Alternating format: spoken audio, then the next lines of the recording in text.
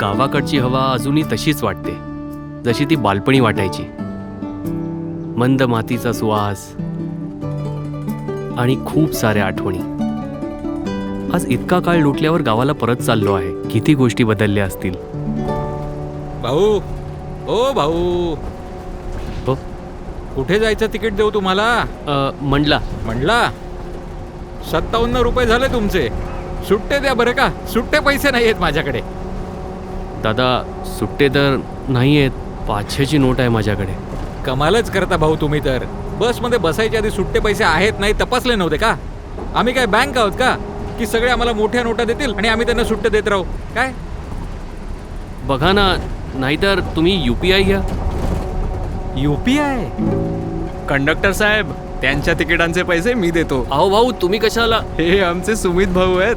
फक्त त्यांनी अजून आम्हाला ओळखलं नाहीये. किशन, आता कस ओळखलं तुम्ही मला? अरे मी तर तुम्हाला पाहिल्यावर लगेच ओळखलं होतं. अरे तू बिलकुल बदलला नाहीस. अरे माझ्या पर्सनॅलिटीमध्ये बदलण्यासारखे काय आहे? तशी आम्हाला खात्री होती की तुम्ही तुमच्या मामाच्या मुलीच्या लग्नात नक्की याल. अरे असं कसं नाही येणार भावा? तू पण ना. आणि भाऊ, मी तो पेरूच्या झाडाजवळचा किस्सा अजून विसरलेलो नाहीये. कसे तुम्ही मला सोडून पळून गेला होतात. आजही उमा काका त्या गोष्टीसाठी मला ओरडतात. त्यांना वाटतं की चूक माझीच होती. मग तू पळाला का नाहीस पण? अरे म्हणलं आलं. चला चला. अरे माझी बॅग आहे वर. हो, घेऊया की. म्हणलं वाले, चला पटकन पटकन. बॅग द्या ना. चला, जाऊ द्या. अरे नको. अरे आठवतंय का इथे क्रिकेट खेळायचो? अरे हा, तिथे ना. आणि सुमित भाऊ, शहरात गर्लफ्रेंड खूप असतील तुमच्या. अरे यार किशन, अरे तिकडे तर हेच चालू असतं ना. 5 वर्ष झाली रे गावाला येऊन. खरं सांगायचं तर तुमची खूप आठवण येते. अच्छा ठीक आहे, तर संध्याकाळी काय करायचं? मजा. काय बाई, सांगायचं नुसतं कटकटच लावून ठेवली. प्रिया काकी, अरे सुमित, तू कधी आलास? हे काय ये. आत्ता चालू? सुखीरा, मी मुलीचा फोटो पाठवला होता. तुला पसंत पडली का? काकी, जी गोष्ट जेव्हा व्हायची असेल तेव्हा होईल. इतकी काय घाई आहे? प्रत्येक गोष्टीचं एक वय असतं सुमित. आणि आता तुझं लग्नाचं वय झालंय, समजलं? वाह, काय बोललात तुम्ही. तसं लग्नाचं वय तर माझं पण झालंय. तुम्ही जर मला एक सुंदर मुलगी शोधून दिली तर प्लीज. तुझ्यासारख्या उडाणटप्पूसाठी मी अजिबात वेळ वाया घालवणार नाहीये. खायला काळ आणि भुईला भार. सुधरू तर आम्ही लग्नानंतर पण शकतोच की. हे बघ. अरे काकी, हे राहू द्या. मला सांगा, तुम्ही हे सगळं पसरवून का ठेवलंय? अरे बेटा, मी माझे पैसे हे असे डब्यांमध्ये लपवून ठेवते. कधी तांदळाच्या, कधी गव्हाच्या, कधी साखरेच्या. पण किती पैसे कुठल्या डब्यात ठेवलेत तेच मला आठवत नाहीये. तेच शोधते मी. आणि याच बहाण्याने घराची साफसफाई पण होऊन जाते. अच्छा, तुला असं वाटतं का की तुझी काकी आळशी आहे? हा, सकाळी 5 वाजता उठून मी घर स्वच्छ करते, सगळा स्वयंपाक आवरून परत देवासाठी प्रसाद तयार करते आणि मग मंदिरात जाते. ते पण सांभाळून स्वयंपाक. ए थांब थांब थांब थांब. बेट्या, कुठे चाललायस? 5 दिवस झाले तुला फोन करतोय. माझा फोन का नाही उचलतेस? अरे काय झालं किशन भाऊ? काय झालं? पैसे कधी परत देणारेस माझे? कोणते पैसे? कसले पैसे? आणि कधी दिले? कधी दिले? साला विसरलास? 10 दिवसांपूर्वी 500-500च्या 4 कडक नोटा दिल्या होत्या. हे बघा किशन भाऊ, आता तरी मला काही आठवत नाहीये आणि आता थोडा घाईत पण आहे मी. त्यामुळे मला जेव्हा आठवेल ना तसे लगेच मी परत करेन. हा, काय चला म्हणालास? निघतो मी. कधी कधी काय? ए राजू, ए राजू, ए अरे राजू. असू दे, पुढच्या वेळी येईल ना तेव्हा लक्षात आणेन.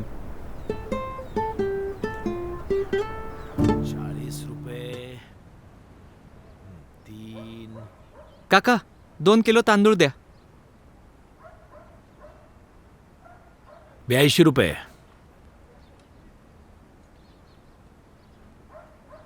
फाटलेली नोट. किती वेळा सांगितलंय फाटलेल्या खराब नोटा आणू नका, पण तुम्ही ऐकतच नाही. काका, जे मिळेल तेच आणावं लागतं ना. दुकानात देताना कुणाला काही त्रास होत नाही, हा, पण दुकानदाराने जर फाटलेल्या नोटा परत दिल्या तर सगळे घेण्यास नकार देतात.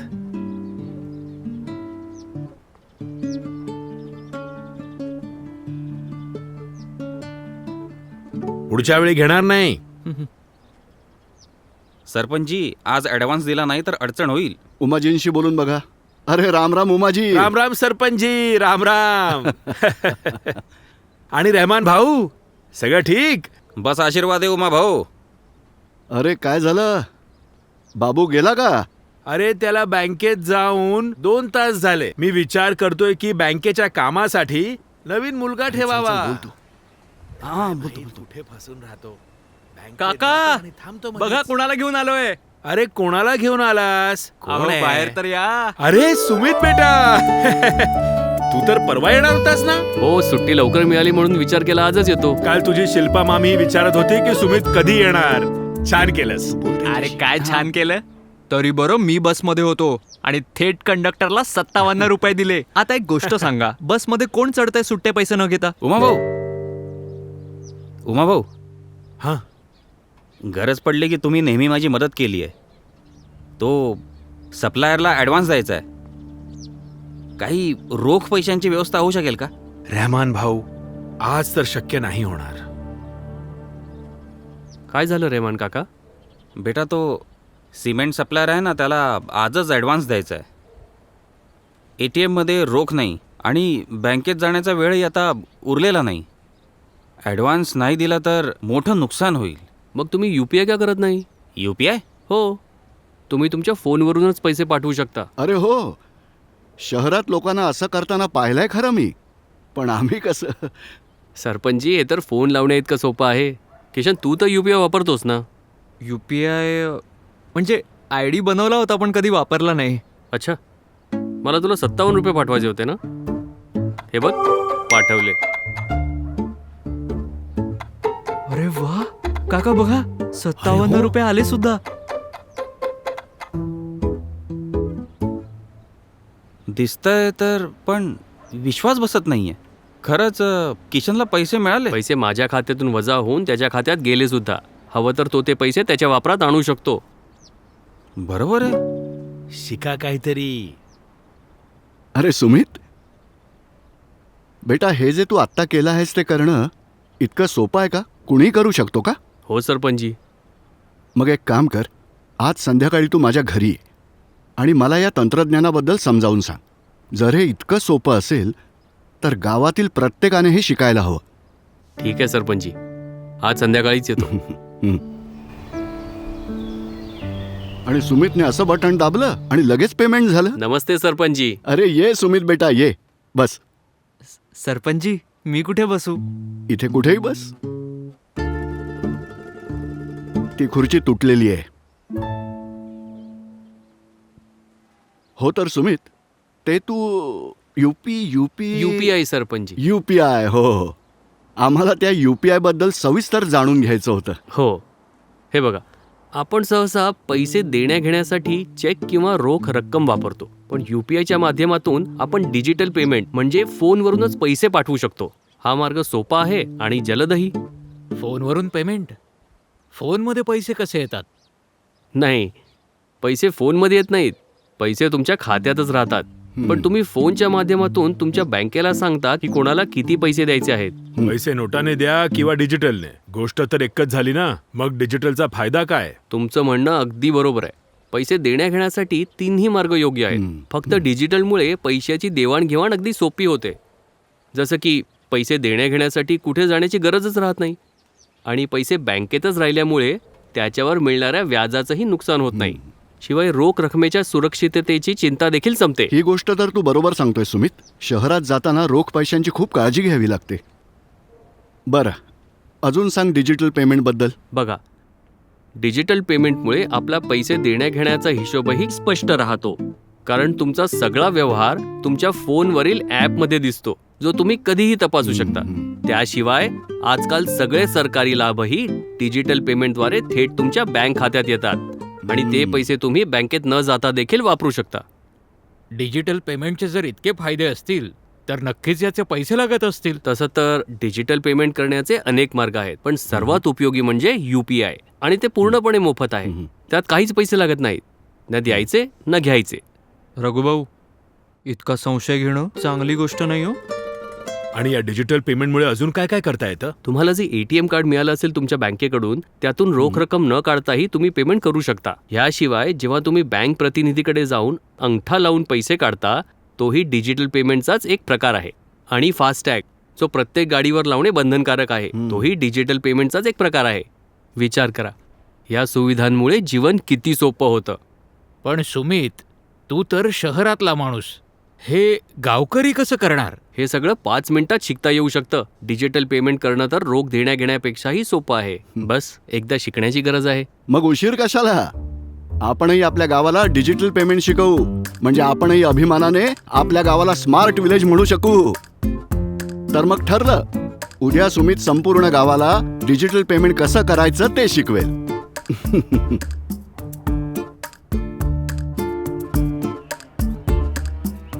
चला तर मग सुरू करूया आणि शिकूया UPI बद्दल, म्हणजे युनिफाईड पेमेंट्स इंटरफेस. UPI म्हणजे देशातील सर्वात जलद आणि सर्वात लोकप्रिय पेमेंट करण्याचा मार्ग. मग 1 रुपया असो किंवा 1 लाख, आज संपूर्ण देश UPI वापरतो. रात्र असो किंवा दिवस, बँक उघडी असो किंवा बंद, तुम्ही तुमच्या मोबाईलचा वापर करून कुठेही कधीही त्वरित पैसे पाठवू शकता. पैसे तुमच्या खात्यातून वजा होऊन समोरच्याच्या खात्यात पोहोचतात. हा नरेश भाऊ. हे UPI फक्त पेमेंटसाठीच असतं की अजून काही याचा उपयोग आहे? नरेश भाऊ, UPIने तुम्ही पैसे घेऊही शकता. त्याशिवाय दुकानाचे पेमेंट, वीज बिल भरणे, ऑनलाईन खरेदी, मोबाईल TV रिचार्ज, मुलांना पॉकेट मनी, सगळं काही. पण नरेश भाऊचं तर अजून लग्नच झालेलं नाही. आणि हे UPI वर खातं कसं बनतं? नरेश भाऊ, UPIचं वेगळं खातं नसतं, ते तुमच्या बँक खात्याशी जोडलेलं असतं. UPI सुरू करण्यासाठी 3 गोष्टी लागतात. पहिली, मोबाईल फोन. दुसरी, तुमच्या मोबाईल नंबरशी जोडलेलं बँक खातं. आणि तिसरी, आधार कार्ड किंवा ATM कार्ड. बरं सुमित, हो, ते जनधन खात्यावरून UPI होऊ शकतं का? 100% काकू. जनधन खात्यावरून तर होईल काकी, पण तुमच्या डब्यातून नाही होणार. सुमित, पण हे UPI सुरू कसं करतात? UPI सुरू करण्यासाठी सर्वात आधी UPI वर नोंदणी करावी लागते. त्याची पद्धत अशी आहे, प्ले स्टोअर किंवा ॲप स्टोअरमधून कोणतंही UPI ॲप डाउनलोड करा. ॲप उघडून तुमचं नाव आणि मोबाईल नंबर टाका. तो OTPने व्हेरीफाय करा.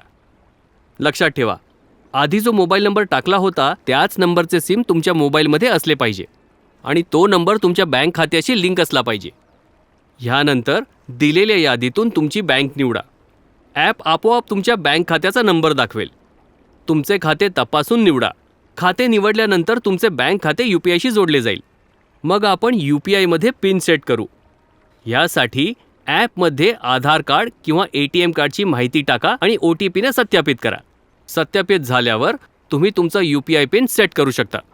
बस, आणि तुमचं UPI ID तयार झालं. हे सगळे स्टेप्स लक्षात ठेवण्याची गरज नाही. ॲपमध्ये स्क्रीनवर जे दिसेल ते वाचत जा आणि तसंच करत जा. UPI ID म्हणजे? UPI ID म्हणजे UPIच्या भाषेत तुमचा पत्ता. पैसे पाठवणारा तुमचे खाते क्रमांक न जाणता फक्त UPI ID वर पैसे पाठवू शकतो. ही UPI ID तुम्हाला तुमच्या ॲपमध्येही दिसेल आणि हवं तर तुम्ही ती लिहूनही ठेवू शकता. पण इथे तर UPIचे इतके सगळे ॲप्स दिसत आहेत, डाउनलोड कोणतं करायचं? काका, ॲप कोणतेही असो, ते सगळं त्याच बँक खात्याशी जोडता येतं. UPI करण्याची पद्धतही सगळ्या ॲप्समध्ये सारखीच असते. एकदा पिन सेट केला की तोच पिन सगळ्या ॲप्समध्ये चालतो. आमचा तर हा साधा फोन आहे, यात UPI चालतं का? नक्की चालतं. UPI फक्त स्मार्टफोनवरच नाही, साध्या फोनवरही चालतं. ह्या फोनवर UPI नोंदणी करण्यासाठी *99# डायल करा किंवा UPI कॉल सेंटरच्या नंबरवर कॉल करू शकता. माझं झालं. पिन काय टाकलास तू? थांबा. हा UPI पिन म्हणजे तुमच्या बँक खात्याची चावी आहे, म्हणून तो कोणालाही सांगायचा नाही. UPI पिन असा ठेवा की कोणाला कळणार नाही आणि अंदाजही लावता येणार नाही. काय समजलात प्रिया काकी? कुणालाही काही सांगायचं नाही, नाहीतर काही लोक असतात इथली गोष्ट तिथे सांगतात. गप्प बस रे किशन, गावाचा वेळ वाया घालवू नकोस. सुमित बेटा, असं समज की आपण UPI नोंदणी करून घेतली. आता सांग, पैसे कसे पाठवायचे? हो सरपंची. तर पेमेंट करण्यासाठी आपलं UPI ॲप उघडा. पैसे पाठवण्याचे 4 पर्याय दिसतील. मोबाईल नंबरवर, UPI ID वर, बँक खात्यावर किंवा QR कोड स्कॅन करून.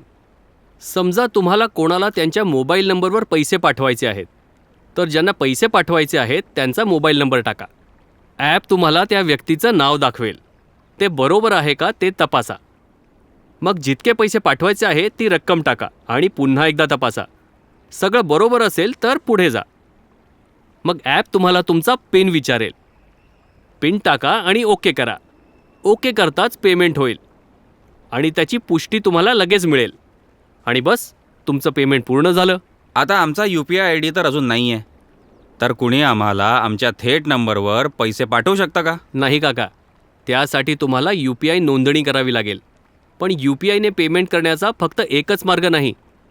जर तुम्ही UPIवर नसाल तरीही समोरचा व्यक्ती तुमच्या बँक खात्यात पैसे पाठवू शकतो. पण त्यासाठी त्याला तुमचा IFSC कोड लागेल. हा कोड तुमच्या पासबुक आणि चेकबुकवर लिहिलेला असतो. तर आता करून बघूया.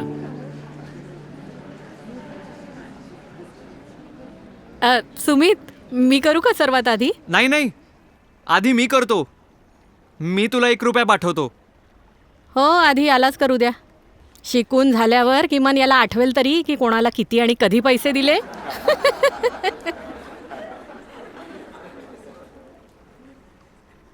सुरुवातीला मी माझ्या फोनचं UPI ॲप उघडलं आणि त्यात सुमितचा फोन नंबर टाकला. नाव बरोबर दिसल्यावर रकमेच्या जागी 1 रुपया टाकला, पिन टाकून ओके केलं आणि पेमेंट झालं.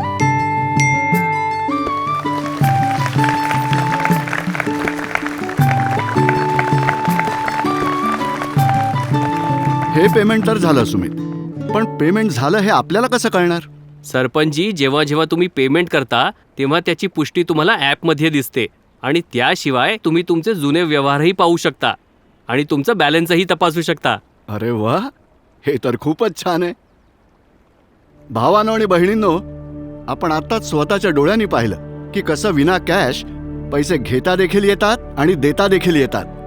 म्हणून गावातील प्रत्येकाने UPI शिकायला हवं आणि वापरायला देखील हवं.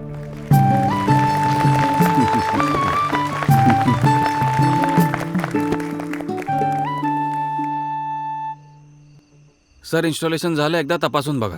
अच्छा, थँक्यू. बेटा, हे काय? बाबा, हा साऊंड बॉक्स आहे, तुमचा नवीन साथी. यामुळे तुमच्या अर्ध्या समस्या संपतील. ह्यावर लावलेला QR कोड लोक स्कॅन करून तुम्हाला पेमेंट करतील आणि हा तुम्हाला आवाजात सांगेल की पेमेंट झालं आहे आणि पैसे थेट तुमच्या बँकेत जातील. सुमित भाऊ, म्हणजे उद्यापासून माझी नोकरी गेली? अरे नाही बाबू, पण बँकेत जाण्याच्या फेऱ्या मात्र संपल्या. तर मग ठीक आहे. बेटा, एक गोष्ट सांगू, हे सगळं शहरात चालत असेल, आपल्या गावात कठीण आहे. अहो बाबा, दुकान शहरातलं असो किंवा गावातलं, काम तर एकच असतं. हळूहळू इथले लोकही वापरायला लागतील. अच्छा, एक सांग, जर कुणी मला पेमेंट केलं आणि ते माझ्या खात्यात पोहोचलंच नाही तर तेव्हा काय करायचं? बाबा, तुम्ही पक्के दुकानदार आहात. असं होत नाही, पण जर कधी झालंच तर पैसे पाठवणाऱ्याच्या खात्यात परत जातात. मग ठीक आहे, उद्यापासून या नवीन साथीदाराबरोबर नवीन सुरुवात करूया.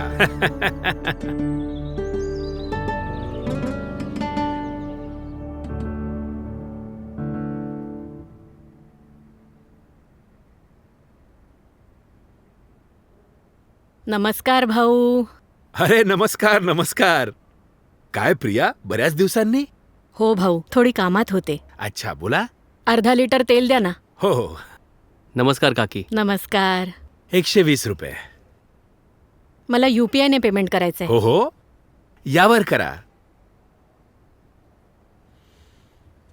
मी UPI ॲप उघडलं, QR कोडचा पर्याय दाबला, QR कोड स्कॅन केला, नाव तपासलं, रक्कम टाकली, पिन टाकला आणि मग ओके केलं. 120 रुपयांचे UPI पेमेंट प्राप्त झाले. सुमित, मजा आली. घ्या, झाली डिजिटल बोनी. हा. ठीक आहे भाऊ, येते मी. या या, अच्छा भेटूया. सुमित. पाहिलं बाबा, सांगितलं होतं ना, शहर आणि गावात फार फरक नाहीये. खरंय बाळा, अगदी बरोबर बोललास. हा, बोला. सुमितजींना भेटायचे. हो बोला, मीच आहे. नमस्कार भाऊ. नमस्कार. माझं नाव राकेश आहे. मी शेतकरी आहे. ऐकलं की तुम्ही गावात लोकांना मोबाईलवरून पेमेंट करायला शिकवत आहात. तर आमची पण एक समस्या आहे, त्यावर तोडगा हवा होता तुमच्याकडून. हो सांगा. शेजारच्या गावात एक जण ट्रॅक्टर विकतोय चांगल्या भावात. बस त्यांना पेमेंट लगेच हवंय. आणि समस्या अशी आहे की आपल्या गावातील बँक 2 दिवसांसाठी बंद आहे आणि तो ट्रॅक्टर कोणी दुसरा घेण्याआधी मलाच घ्यायचा आहे. आता सांगा यात काय करता येईल? किती पेमेंट करायचं तुम्हाला? हे 4.5 लाख माझ्या खात्यात आहेत. मग ते तुमच्या मोबाईलवरूनच होईल. सुमित बेटा, तूच म्हणाला होतास ना UPI ने फक्त 1 लाख पर्यंतचं पेमेंट करता येतं. बाकीचं कसं करणार? UPI-ने नाही होणार, पण इतर पर्याय आहेत. कोणते? तसं तर UPI-ने बहुतेक कामं होतात, पण रक्कम मोठी असेल तर 3 पर्याय आहेत: IMPS, NEFT आणि RTGS. यात माझ्या कामाचं कोणतं आहे? तुमच्या खात्याचं मोबाईल बँकिंग सुरू आहे का? सुरू तर आहे. मग तुम्ही तिन्ही मार्गांनी पेमेंट करू शकता. तुमची रक्कम 4.5 लाख आहे ना? हो. तुम्ही IMPS-ने 5 लाखांपर्यंतची रक्कम त्वरित पाठवू शकता. तुम्ही तुमच्या मोबाईल बँकिंग ॲपमध्ये लॉग इन करा. सर्वात आधी ज्यांना पैसे पाठवायचे आहेत त्यांचे खाते लाभार्थी म्हणून जोडावं लागतं. हा पर्याय फंड ट्रान्सफर किंवा बँक ट्रान्सफरमध्ये असतो.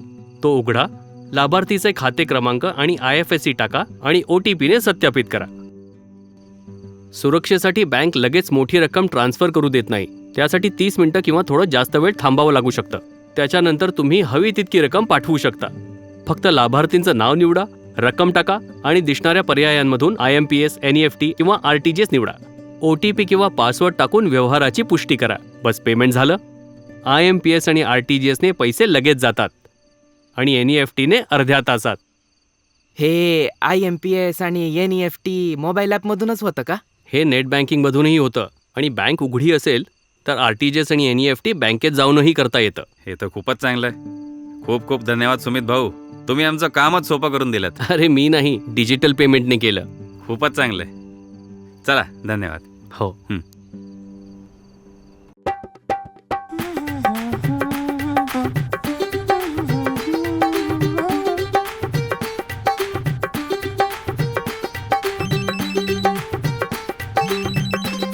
वहिनी, फोन आलाय तुमचा. आले.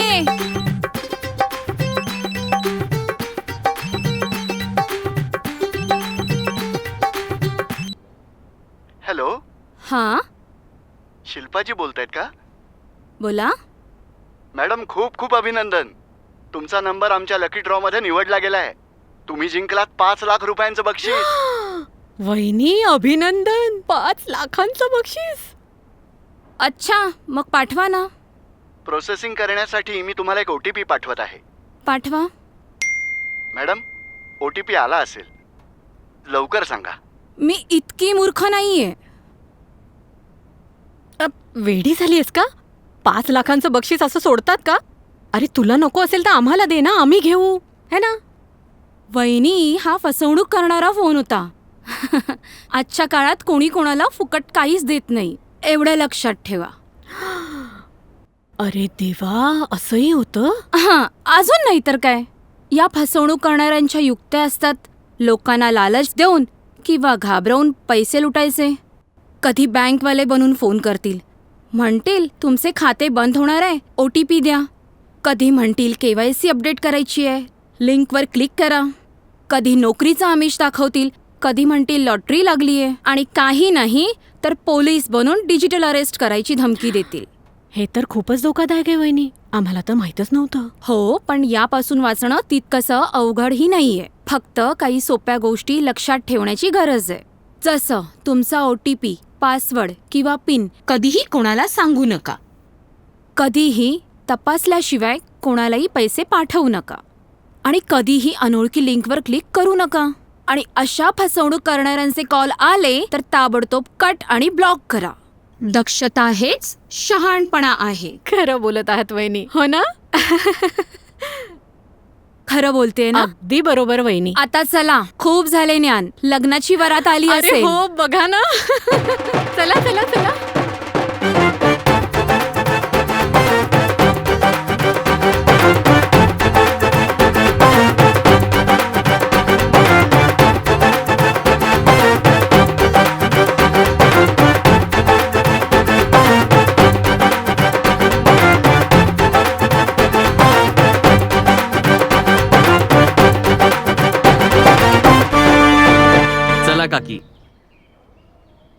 इथे असताना वेळ कसा गेला कळलंच नाही. आता सुट्टी मिळाली की सरळ गावालाच ये. हं? हो काकी. बेटा हे लाडू आणि फरसाण ठेव. शहरात असं कुठे मिळणार तुला? बाबा इतकं सगळं बसमध्ये वाटून पण संपणार नाही. हो हो वाटत जा. अरे वाटायची काय गरज आहे? पुढच्या वेळी आम्ही शहरात आलो की सगळे मिळून बसून संपवू. चल ठीक आहे. अरे सुमित बेटा, बरं झालं तू जाण्यापूर्वी भेटलास. हो सरपंचजी. अरे बेटा, तुझा निरोप घेतल्याशिवाय तुला कसं जाऊ देणार? एक मिनिट. हे सगळ्या गावकऱ्यांच्या वतीने आपल्या गावाच्या डिजिटल मुलासाठी.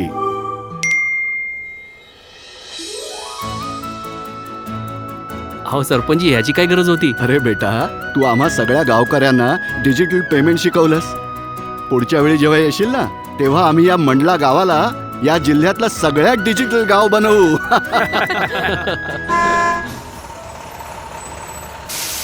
अरे या भाऊ. अरे अरे, आता सुट्ट्या पैशांची गरज नाहीये. आम्हीही UPI वाले झालो आहोत. वा भाऊ, छान. दे बॅग दे. चला बाय बाय. सांभाळून. चला जाऊ द्या.